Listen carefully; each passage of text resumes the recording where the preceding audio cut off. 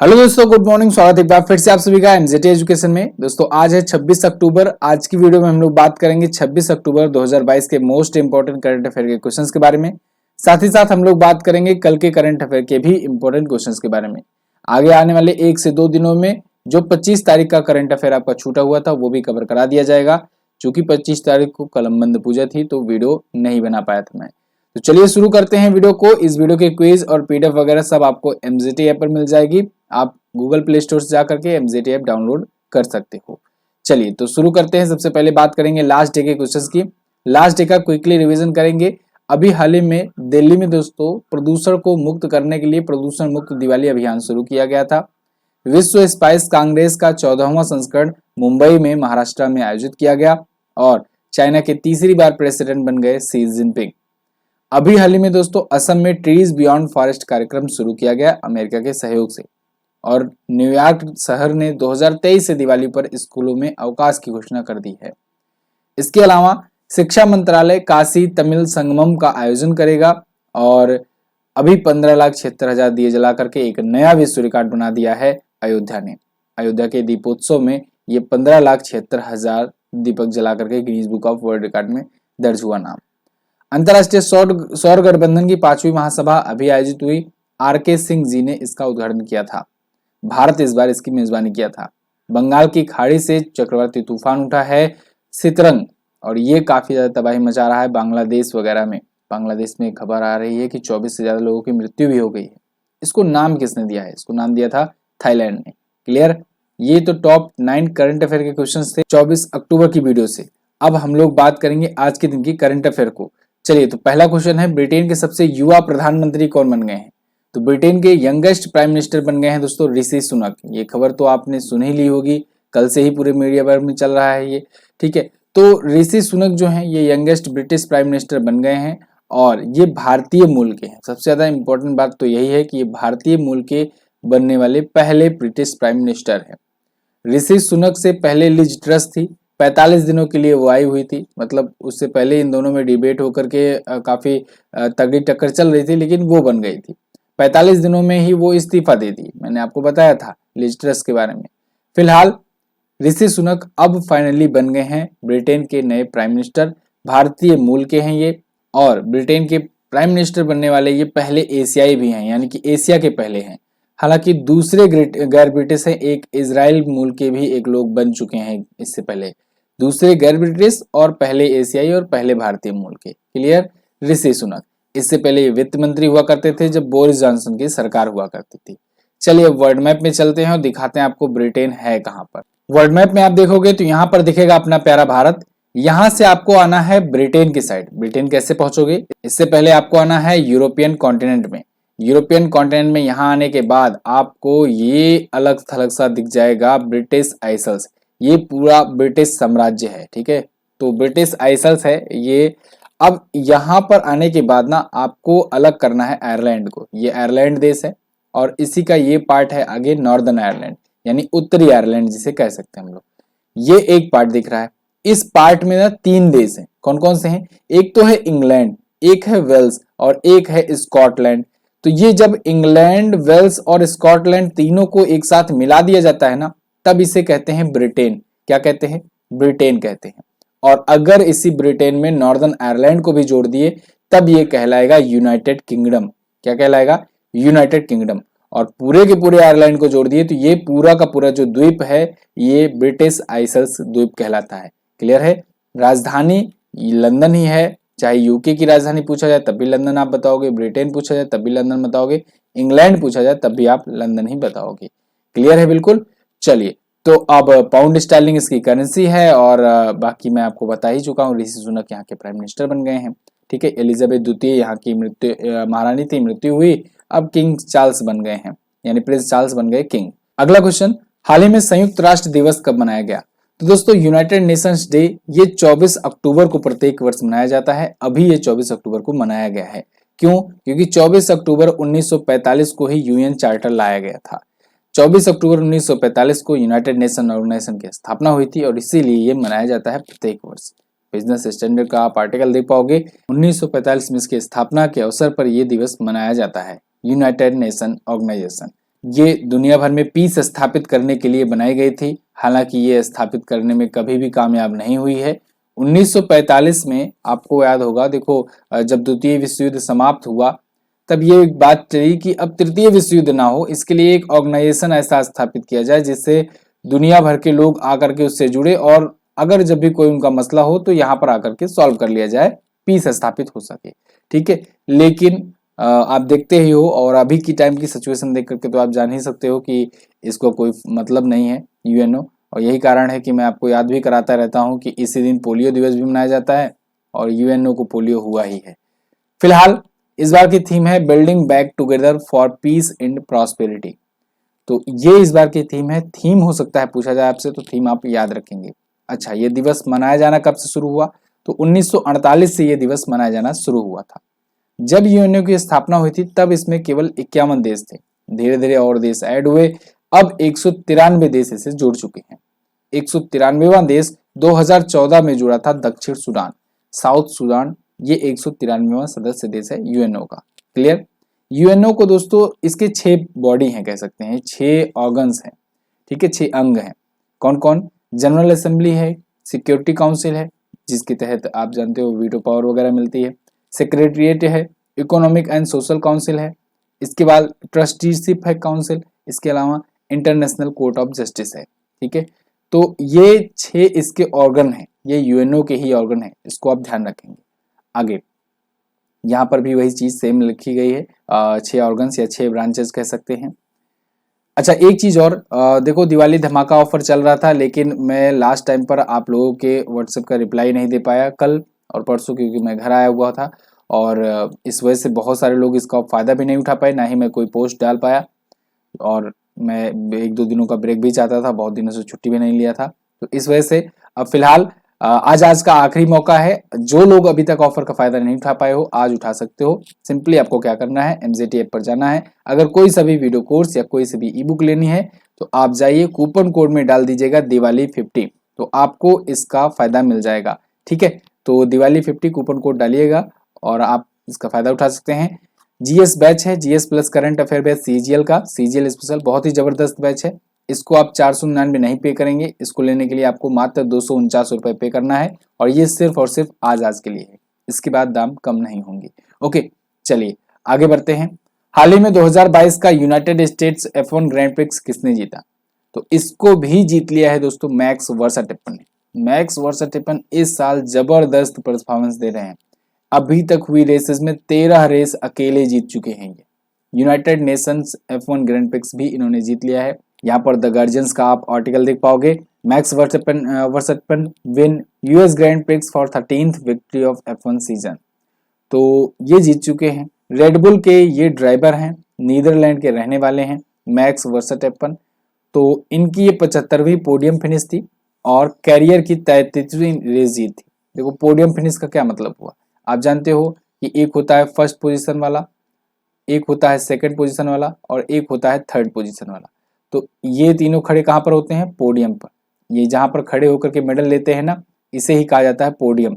तो 75वीं podium finish मतलब कि 75वीं बार ये टॉप 3 में आए हुए, लेकिन टॉप पर कब आए, कितनी बार? 33 बार आए। ठीक है ना, समझ में आ गया।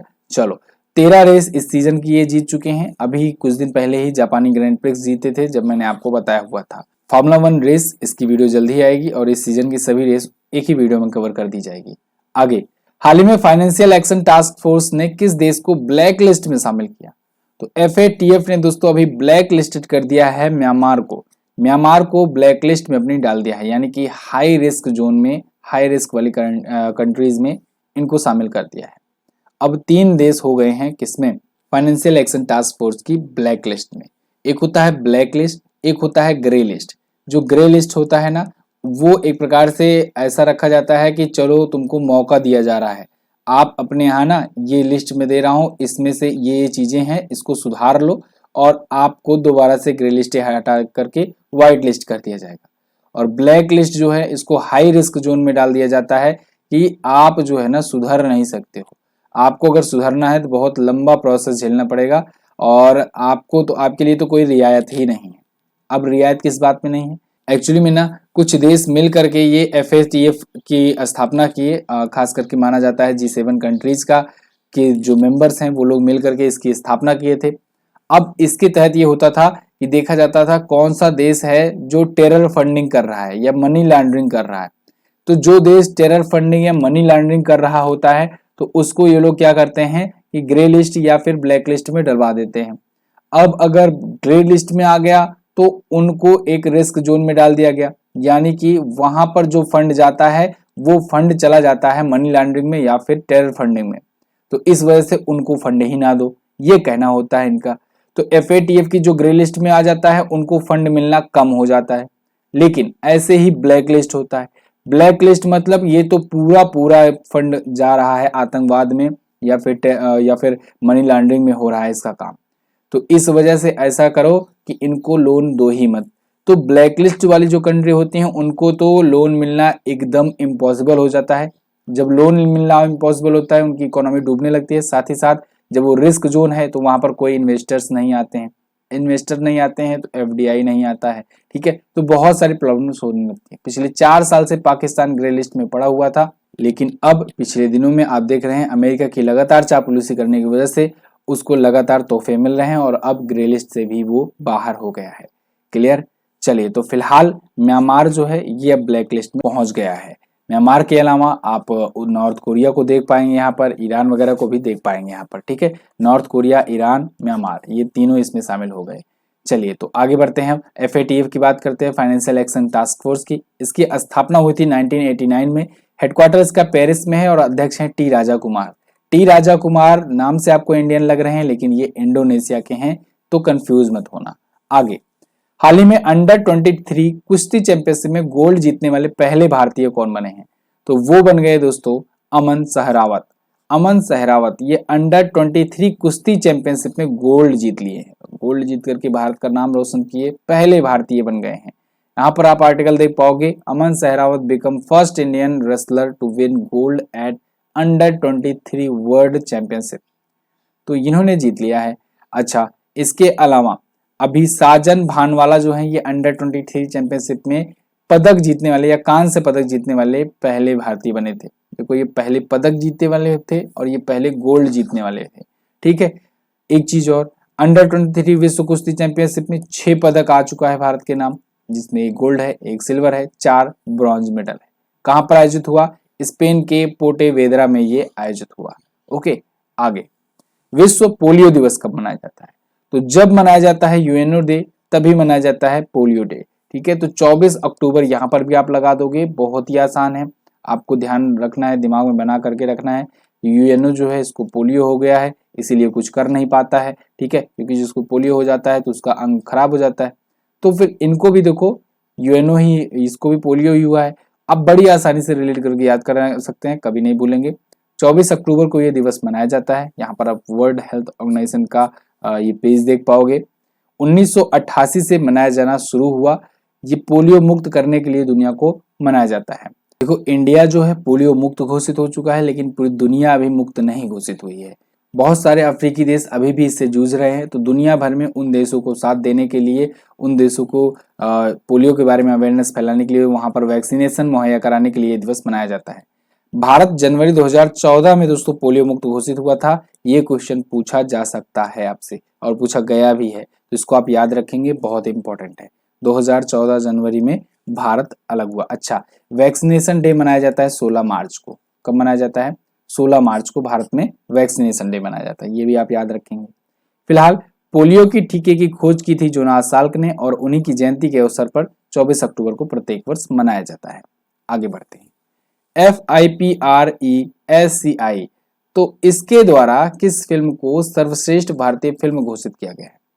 तो अभी हाल ही में फिप रेस्की, या जो भी पढ़ो इसे, इसका फुल फॉर्म मैं आगे बताऊंगा आपको। इसके द्वारा अब तक के इतिहास में भारत की सर्वश्रेष्ठ फिल्म बनी है पथेर पंचाली। कौन? पथेर पंचाली। यहाँ पर आप देख पाओगे आर्टिकल है, पथेर पंचाली जो है ये सत्यजीत रे की मूवी है। सत्यजीत रे की मूवी है और इनको तो आप जानते ही होंगे। तो इनकी मूवी को ना इतिहास में अभी तक की सबसे बड़ी, सबसे बेस्ट फिल्म मानी गई है। फिक्री द्वारा एक सर्वे किया गया और इसमें ये टॉप 10 फिल्म को लिस्ट किया गया था, उस पर वोटिंग कराई गई और ये सबसे ज्यादा बेस्ट फिल्म मानी गई। फिप्रेस्की का आप फुल फॉर्म देख लो, international federation of film critics, इसके द्वारा ये सर्वे जारी किया गया था। ये फिल्म 1955 में रिलीज हुई थी और अभी तक की सर्वश्रेष्ठ भारतीय फिल्म घोषित की गई है। ध्यान रखिएगा, सत्यजीत रे की डायरेक्शन वाली ये फिल्म थी। आगे, हाल ही में कहां पर आयोजित अफ्रीका में शांति और सुरक्षा पर डकार अंतर्राष्ट्रीय मंच में भारत ने पहली बार भाग लिया? तो दोस्तों ये अभी सेनेगल में आयोजित हुआ था। 8वां इस बार का संस्करण था, अफ्रीका में शांति और सुरक्षा पर डकार अंतर्राष्ट्रीय मंच। यहाँ पर आप आर्टिकल भी देख पाओगे। तो वी मुरलीधरन जो हैं ये पार्टिसिपेट किए इंडिया की तरफ से, इंडिया को रिप्रेजेंट करने गए थे Dakar international forum on peace and security in Africa. ठीक है, तो ये सेनेगल में आयोजित किया गया था इवेंट। ठीक है, अच्छा 8वां इस बार का संस्करण था। सेनेगल की जो प्रेसिडेंट है मैकी साल, इन्होंने इसका उद्घाटन किया। पहली बार ऐसा हुआ जब भारत मंत्री स्तरीय मंच के रूप में यहाँ पर पार्टिसिपेट किया था। क्लियर है? अब कुछ महत्वपूर्ण सम्मेलन आए हैं तो हम लोग रिवाइज कर लेंगे पिछले दिनों में जो महत्वपूर्ण सम्मेलन हुए हैं। जैसे G7 समिट हुई इस बार जर्मनी में 2022 का, G20 समिट इंडोनेशिया ने होस्ट किया, अगली बार वाला भारत होस्ट करेगा। ब्रिक्स समिट चाइना ने होस्ट किया है। SCO समिट दोस्तों समरकंद उज्बेकिस्तान में आयोजित हुआ। होम्योपैथिक अंतर्राष्ट्रीय स्वास्थ्य शिखर सम्मेलन ये दुबई UAE में हुआ। राष्ट्रमंडल संसदीय संघ सम्मेलन कनाडा में हुआ। वैश्विक युवा जलवायु शिखर सम्मेलन बांग्लादेश में हुआ और विश्व ब्लॉकचेन शिखर सम्मेलन UAE में हुआ। अब इसमें ध्यान रखिएगा कि G20 वाला अगली बार होगा इंडिया में, अगली बार इंडिया मेजबानी करेगा और SCO समिट की भी मेजबानी अगली बार इंडिया करेगा। तो ये दो आने वाली समिट भी आप याद रखेंगे। आगे बढ़ते हैं। हाल ही में कहां पर कुकुर तिहार महोत्सव मनाया गया? तो कुकुर तिहार महोत्सव दोस्तों नेपाल में मनाया गया। नेपाल में मनाया जाने वाला ये प्रसिद्ध त्योहार है, प्रसिद्ध हिंदू त्योहार है कुकुर तिहार। ठीक है, एक्चुअली में ये तिहार फेस्टिवल होता है और तिहार फेस्टिवल जो होता है ना ये 5 दिवसीय होता है, 5 दिनों तक मनाया जाता है। अब इसमें जानवरों की और पक्षियों की पूजा करी जाती है। ठीक है, तो अब इसके तहत ना 5वें दिन में 5 दिनों के त्योहार में दूसरा जो दिन होता है ये कुत्तों को समर्पित होता है और उस दिन को कुत्तों की पूजा की जाती है, इसलिए उसे कुकुर तिहार कहा जाता है। ऐसे ही सेम पहले दिन कौओं की पूजा होती है, तो कौओं की पूजा जब पहले दिन होती है तो उसे काग तिहार कहेंगे, दूसरे दिन कुत्तों की पूजा तो उसे कुकुर तिहार कहेंगे। ठीक है, ऐसे ऐसे ये 5 दिनों तक चलता है तिहार फेस्टिवल और नेपाल का बहुत ही फेमस ये फेस्टिवल होता है। ठीक है, इसकी शुरुआत हो चुकी है 23 अक्टूबर से, तो ये 5 दिनों तक चलेगा। क्लियर? बिल्कुल।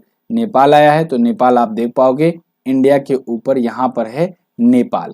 नेपाल की कैपिटल होती है काठमांडू। गवर्नमेंट में यहाँ की बात करें तो प्रेसिडेंट है विद्या देवी भंडारी जी, वाइस प्रेसिडेंट है नंदा किशोर और प्राइम मिनिस्टर है शेर बहादुर देउबा। चीफ जस्टिस है यहाँ के चोलेंद्र शमशेर JB राणा। करेंसी यहाँ की नेपाली रुपया है। क्लियर? बिल्कुल। सबसे ज्यादा बॉर्डर ये बिहार से भारत में शेयर करता है। आगे, हाल ही में निशस्त्रीकरण सप्ताह कब से कब तक मनाया गया? तो निरस्त्रीकरण सप्ताह दोस्तों अभी 24 से 30 अक्टूबर के बीच में मनाया गया। यहाँ पर आप आर्टिकल देख पाओगे, डिसर्मामेंट वीक अक्टूबर 24, 2022 ये शुरू हो चुका है। 24 से 30 अक्टूबर को प्रत्येक वर्ष ये मनाया जाता है। ठीक है, क्यों मनाया जाता है?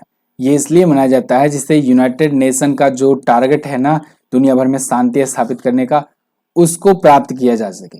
उसको प्राप्त करने के लिए निरस्त्रीकरण को बढ़ावा दिया जा सके, इसके प्रति जागरूकता फैलाई जा सके। ठीक है, और क्रॉस कटिंग महत्व को बेहतर तरीके से समझाया जा सके। ठीक है, तो 1978 से ये मनाया जाना शुरू हुआ है। 24 से 30 अक्टूबर तक प्रत्येक वर्ष मनाया जाता है। क्लियर है? बिल्कुल। तो ये तो थे दोस्तों आज के दिन के टॉप 10 करंट अफेयर के क्वेश्चंस। आपको जो भी इंपॉर्टेंट क्वेश्चन है कोई भी स्किप नहीं हुआ है। ठीक है, धीरे धीरे करके सब पढ़ा दिया जाएगा, आपका कोई सभी क्वेश्चन छूटेगा नहीं। जो 25 तारीख का मैंने वीडियो नहीं दिया था तो उस दिन के सारे क्वेश्चंस आपको धीरे धीरे करके कंप्लीट करा दिए जाएंगे। कोई भी इंपॉर्टेंट क्वेश्चन छूटेगा नहीं, तो आपको टेंशन लेने की कोई जरूरत नहीं है। बाकी आप ऑफर का फायदा उठा सकते हो, अगर आपने नहीं उठाया तो आज आखिरी मौका है और आप जाइए कूपन कोड में यूज कीजिएगा दिवाली 50 और अब आपकी व्हाट्सएप का रिप्लाई भी मिलेगा, तो आप व्हाट्सएप पर मैसेज भी कर सकते हैं कोई डाउट है तो। खेलो इंडिया यूथ गेम का पहला संस्करण कहाँ आयोजित किया गया? ये नई दिल्ली में हुआ था। वर्तमान में भारत के वित्त सचिव TV सोमनाथन है। आज आपको क्या आंसर करना है? आज आपको बताना है शी जिनपिंग कितनी बार प्रेसिडेंट चुने गए, कहाँ के? चाइना के। और टॉफी यानी trees beyond forest in India, ये कार्यक्रम का संबंध किस राज्य से है? दोनों क्वेश्चंस के बारे में आपको जो पता होगा डिटेल में जरूर आंसर करना, और वीडियो कैसी लगी आप लोग कमेंट करके जरूर बताना। मिलेंगे दोस्तों अगली वीडियो में, तब तक के लिए नमस्कार, जय हिंद, वंदे मातरम।